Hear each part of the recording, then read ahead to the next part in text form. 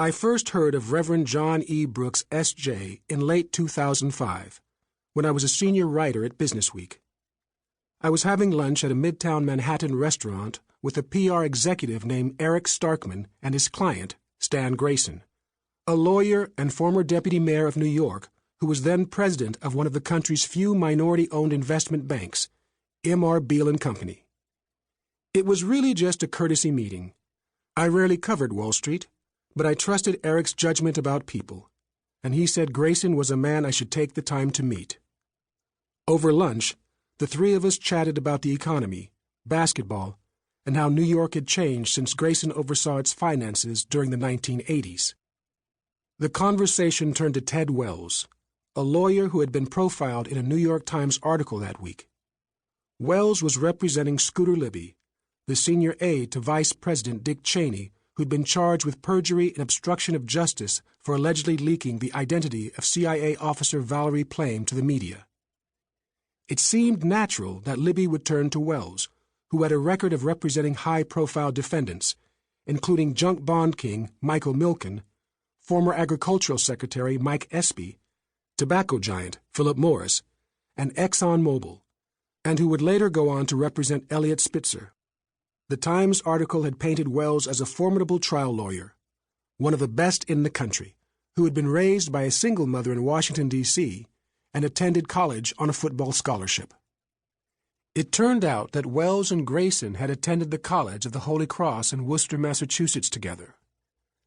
Grayson recalled that Wells had shared a dorm room with Eddie Jenkins, who became a running back with the Miami Dolphins during the team's legendary 1972 perfect season, and went on to establish his own law practice before becoming chairman of the Massachusetts Alcoholic Beverages Control Commission.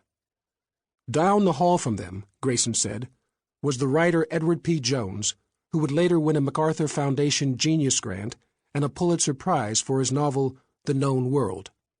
Another hallmate was future Supreme Court Justice Clarence Thomas. They had all arrived on campus in the fall of 1968, at a time when the civil rights of African Americans had taken on a new urgency amid the rise of the Black Power movement and the assassination of Dr. Martin Luther King, Jr. earlier that year in April. The passage of the Civil Rights Act of 1964 and the Voting Rights Act, a year later, had fostered both hope and frustration. Hope that Black Americans would finally experience the same rights and opportunities as everyone else, and frustration that the progress was so slow. One of the most obvious signs of inequality was the higher education system.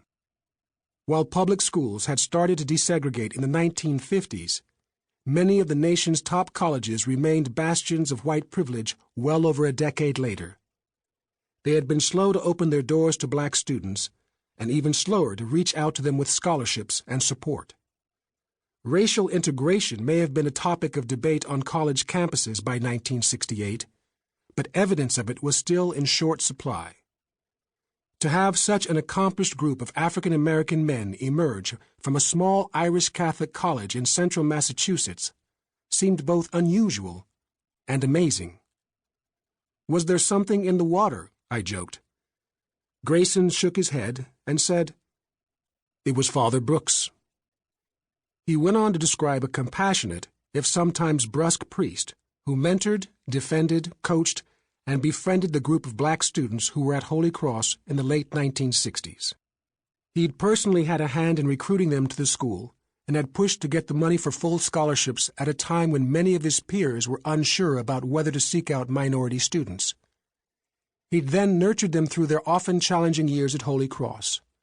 When all of the Black students at the college had quit school in protest against alleged racism in 1969, Brooks had been the one to bring them back.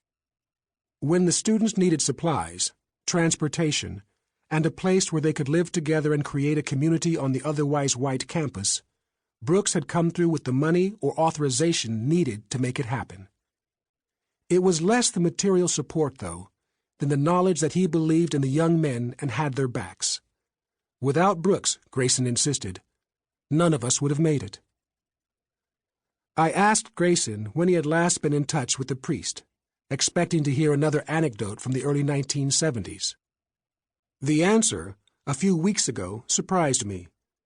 Since the men had graduated, Brooks had remained involved in their lives, standing up for Thomas in his bid for the Supreme Court, calling members of the group to celebrate accomplishments, presiding over weddings, and the occasional funeral.